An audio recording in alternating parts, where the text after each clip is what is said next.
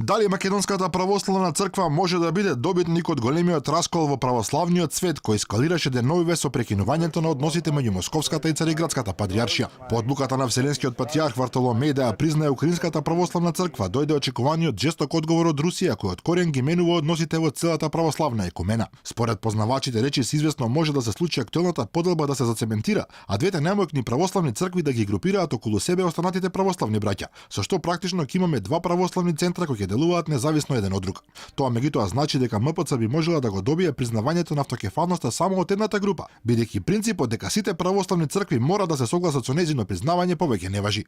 МПЦ засега е без коментар, но нашите извори во Синодот велат дека несомнено е во прашање политички проблем кој тлеел подолго време, а токму сега доаѓа до експлозија. Тој принцип на консензус беше неповолен за Македонската православна црква, бидејќи ако вас не ве признаат сите 14 православни цркви, не може ни Вселенската патриаршија да ве признае. Значи, сега Вселенскиот поглавар тој принцип го става во минатото и отвора период на едностранни признавања на нови автокефални цркви. МПЦ на почетокот на годинава побара признавање од Вселенската патриаршија и процесот тргна напред, а Вартоломеј исто како и во украинскиот случај покажуваше добра волја. Но кај нас томосот сепак ќе зависи од едно нецрковно прашање, договорот со Грција за промена на името. Се додека ние немаме некој договор за името со Грција, да не заборавиме, Вселенскиот патриарх е сепак грк по националност и тој итекако води сметка за грчки национални интереси. Јас не верувам дека тој ќе стави свој подпис на некој документ за признавање на некоја црква